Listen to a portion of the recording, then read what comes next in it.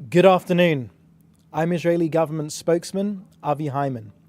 This is day 139 of the October 7th war. I want to start this briefing by addressing the brutal terror attack that we faced this morning on Highway 1 between Ma'ale Adumim and Jerusalem. During rush hour, 3 Palestinian terrorists got out of their vehicle in a line of traffic and began spraying automatic gunfire at random. Just imagine someone shooting commuters in their cars on their way to work. 26-year-old Matan El-Maliach from Ma'ale Adumim was murdered. All the people of Israel share in the grief of his family. 8 innocent victims with varying degrees of injury, including a pregnant woman, were evacuated to Jerusalem hospitals. The 3 Palestinian terrorists were residents of the Bethlehem area. They were neutralized by our security forces. Now, to the south of Israel. Air raid sirens were heard this morning in Eilat at 6 a.m. Israel's Arrow aerial defense system successfully intercepted a launch en route in the area of the Red Sea before it entered Israeli territory. Now an update regarding yesterday's vote in the Knesset. An overwhelming majority of Israeli lawmakers voted against international attempts to unilaterally recognize a Palestinian state. 99 out of 120 members of Knesset voted to reject ivory tower diktats from beyond our shores. Israel is a sovereign state with a democratically elected government. The will of the people has spoken. Today, we stand more united than ever. Calling it a landmark vote that underscores Israel's collective resolve, Prime Minister Netanyahu stated, "We will not reward terrorism by unilateral recognition in response to the October 7th massacre, nor will we accept imposed solutions." This strong stance sends a powerful message to the world.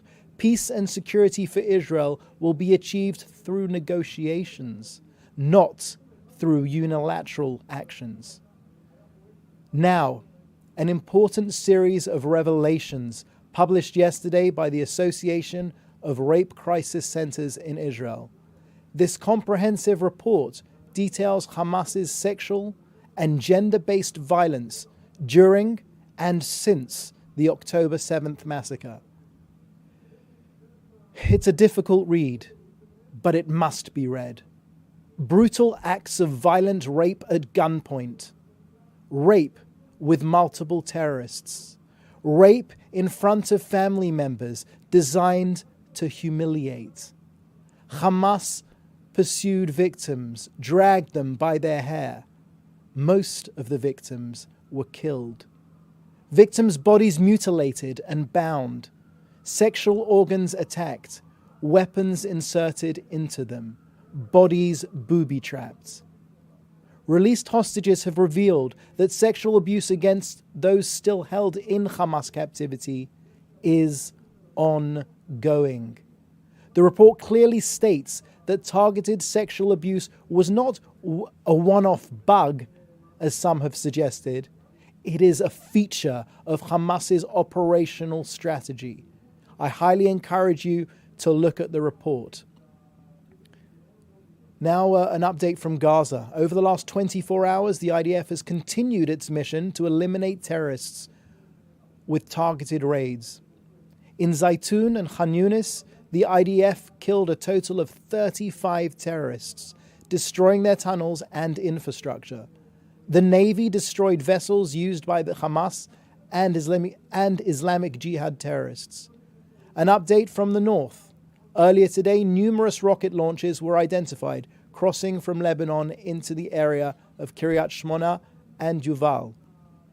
The IDF struck the sources of fire. That brings us to an end of today's briefing. I'll be happy to take your questions. Please put them in the chat, and please do let us know what outlet you're working for. Thank you. Thank you. First question from Jim Williams at Zenga International News Service, Washington, D.C. There are a number of media reports that senior Hamas official Musa Abu Marzouk is very optimistic that a hostage deal can be reached soon. Does the Prime Minister and the Israeli negotiators share that optimism? Jim, as I've said from day one, and as we have said as a government from day one, there are two key objectives in this war. One is to destroy Hamas, their military capabilities and their governance over Gaza.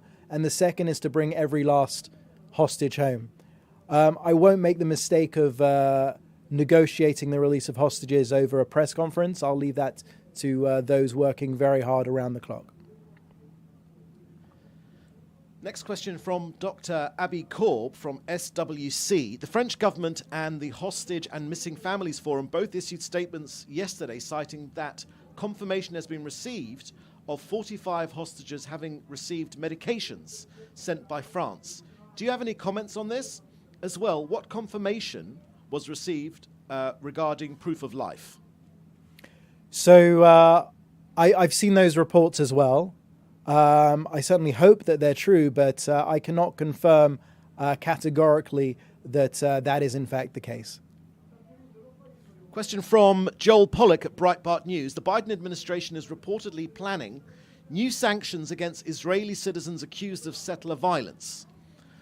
Though the individual sanctioned thus far have not been charged with any crimes. What's Israel's response to this policy, which has been copied by other governments around the world and which allows sanctions in theory against any Israeli who supports citizens across the Green Line? So the Prime Minister has been quite unequivocal on this, that we think this doesn't make sense. We're talking about a population, depending on how you count them, there's between 500,000 to 800,000 residents of Judea and Samaria. The overwhelming majority of which are law-abiding citizens. So to point to a handful of people that are allegedly breaking the law out of a population so large seems somewhat extreme, and we don't understand it. As far as Israel is concerned, we have mechanisms, we have laws in place, and a very good police force. And if there are issues with people breaking the law, the police will deal with them directly. Thank you. Thank you very much. Same time on Monday. Thank you.